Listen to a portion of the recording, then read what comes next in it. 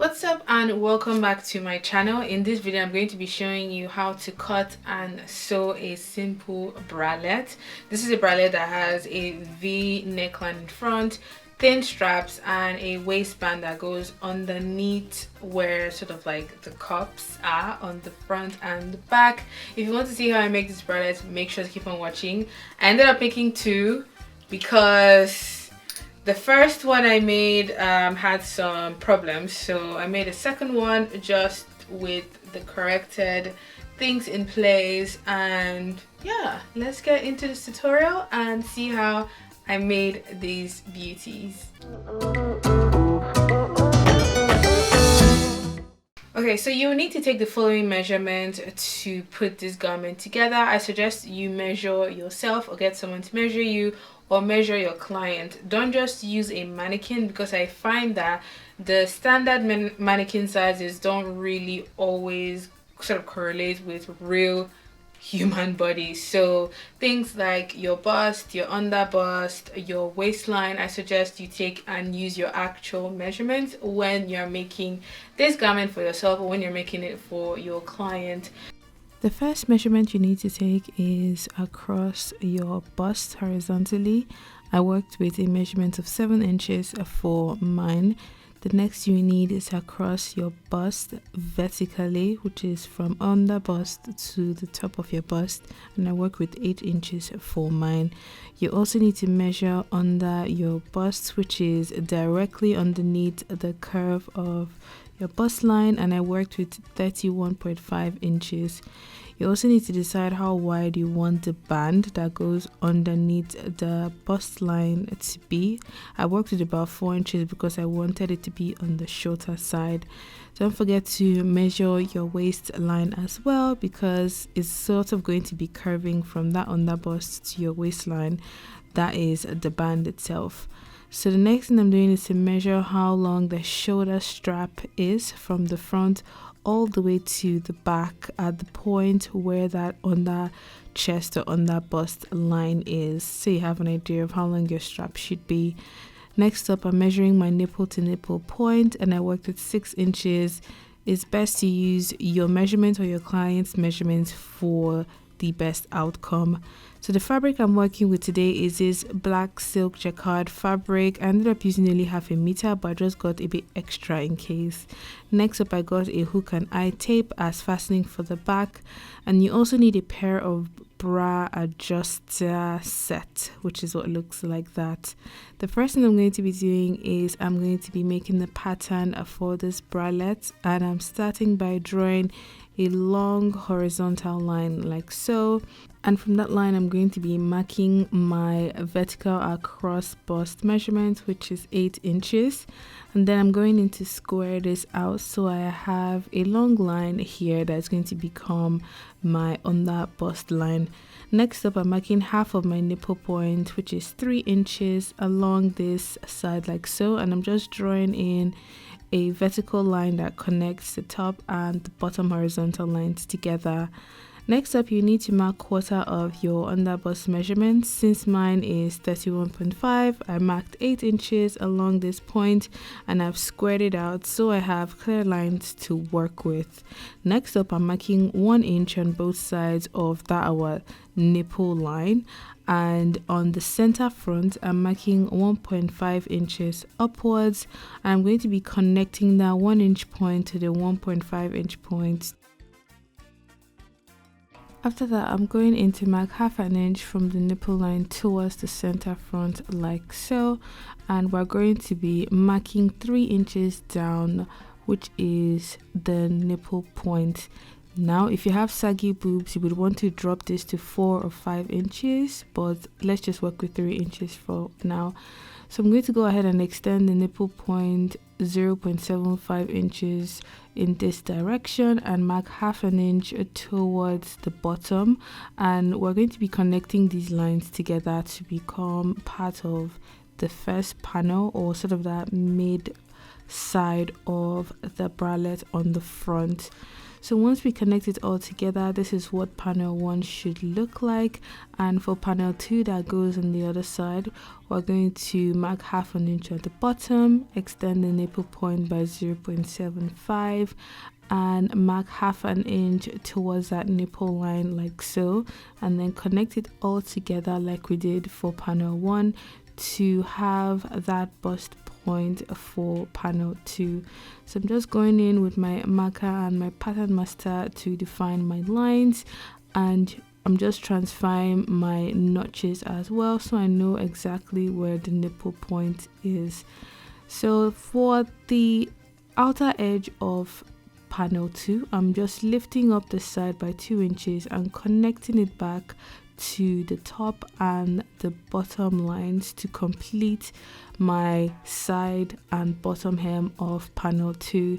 So with that done, these are the 2 panels you will need for the front. You need to trace these out on fresh pattern paper and add your seam allowance, and your first panel should look like this. Don't forget to transfer your notch as well for that nipple point. Add your grain lines and how many pieces you need to cut per pattern. The other pattern piece I created was for the waistband, which measured 1/2 of my underbust measurement by 4 inches. To sew this garment, I ended up using 1/2 meter of fabric, both when I was making my sample and when I was making the real garment, because it's a very small piece of top that only sort of covers the front bust and has the band around the waist and the straps. You only really need 1/2 meter of fabric, except if you want to have a lining that's a different material and then the front that's a different material, then you sort of have to like think about how that works as well. So I have all of my pieces cut out here. The extra bits I have on the side here are for the straps. I ended up cutting 4 straps that measure 13 inches by 1.5 inches, and these would help you create the shoulder straps for the bralette. I have my front panels as well. I just cut 4 pieces of each for the cups and a pair of the waistband because I want it to be fully lined on the inside. So the first thing we're going to be joining is that sort of nipple point seam, and I'm joining the first and the second panels together for the left and the right hand side, and you need to sew this up on a 1 centimeter seam allowance using a normal straight stitch.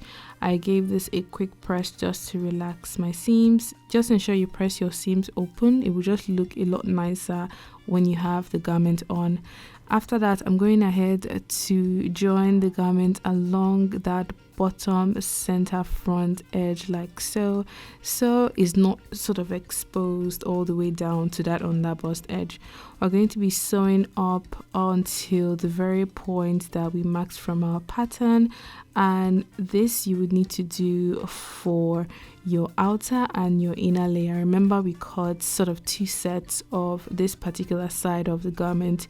I'm using the same fabric because I just wanted to. You can decide to use a lining fabric to create the second layers if you don't have enough material.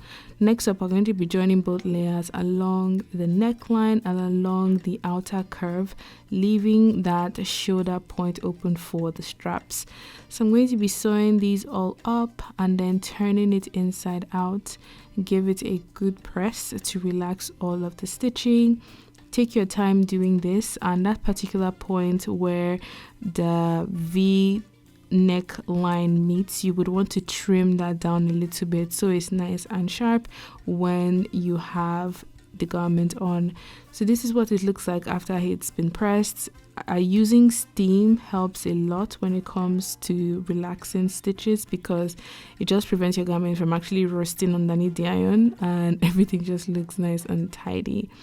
So now we're moving on to the straps, and the first thing I'm going to be doing is I'm going to be folding and sewing the straps on a 0.5 centimeter seam allowance, and you will need to do this for all 4 straps. I'm going to go ahead and turn this inside out, give it a nice press so we have a beautiful clean strap ready to work with.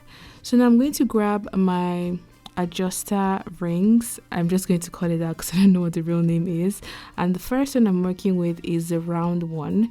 I'm going to loop one strap around the round one. I'm going to grab the second one that looks like double rings, and I'm going to loop the second strap around the middle of the double ringed one. So we're going to be stitching up those ends like so. I folded it by about 1/2 inch on both of them, and we're going to be sewing this up for the two before going ahead to connect them even further. So once you're done sewing, what you would want to do is grab the other end of the one that has double ring and loop it around that round one like so, and then come back and loop it over and under the double ring. I hope that made sense. But once you do this a few times practicing, you would actually get a hang of it, and this is how like bra straps and lingerie straps are actually done, so it makes it easy to adjust the straps of your garment. So once that is done, you need to do this for the left and for the right hand side, and then pass it through the openings on the front of your bralette like so, so you're able to sew the strap into that seam of the garment. So I'm just going to take this to my machine, sewing on a 1 centimeter seam allowance, joining my strap into my garment like so. Now that we've attached our straps, you can go ahead and add our waistband.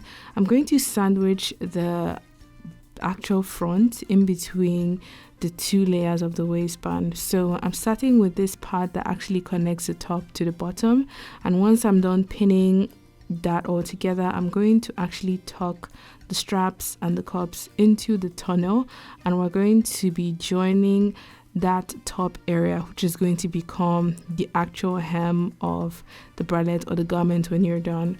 So we're going to be sewing both ends of this tunnel like so, sewing on a 1 centimeter seam allowance, and don't forget to do your back stitch at the beginning at the end. So once that is all stitched up, you can turn this inside out to reveal the right side of your garment. And the good thing about doing this technique is you don't have to think about how you would finish the hem of this garment. For the loose side of the straps, we're going to be fixing it 3 inches from the center back. I'm just marking the 3-inch point like so, and I'm going to turn this inside out, unpick that area of that seam, and then pass the strap through. So you can avoid this step by sort of fixing in the strap before you stitch that seam up, but I find it very confusing to do that, so I always like to do it this way, but it's totally up to you. So I'm just going in to add a pin, and I'm going to be stitching up this other end of the strap into that back seam on a 1 centimeter seam allowance. You need to do this for the left and for the right hand side, just to ensure that it is actually going in the right direction and is not twisted in a funny way. So you would need to give your garment a nice press to relax all of your stitches before going ahead to attach your fastening of choice. I'm working with this hook and eye tape set, which really resembles a typical bra fastening, and I'm going to be folding this into the center back edge like so. So I'm folding in that center back edge by 1 centimeter, and I'm tucking in the edge of the tape that doesn't have any metal in like that, and I'm going to be stitching up both the hook side and the eye side into that center back seam to finish up the garment. So once you do this for both the left and the right hand side, that is the last step for creating this bralette, and this is what the finished garment looks like. I really like the fabric. I think the fabric is something I'm going to enjoy wearing, and I look forward to styling this piece in the summer. However, there are 2 corrections I would like to make about this project if anyone wants to recreate it. The first one is, if you have saggy boobs, just drop that nipple point vertically by 4 or 5 inches instead of 3. The second correction is, I think you should cut that panel 2 on a bias to prevent it from gaping on the side. Besides that, everything else is perfect. So that is the finished tutorial. I hope you guys enjoyed watching. If you did, please let me know down below. Give this video a thumbs up if you enjoyed it. It's a garment that I think I'll wear more on holiday and in the summer when it's actually warm, and not now because it's a little bit cold in Britain, except I'm wearing it indoors. Well, if you did enjoy this video, let me know down below in the comment section. Let me know any suggestions that you have as well for future projects, and I will see you guys in my next one. Bye.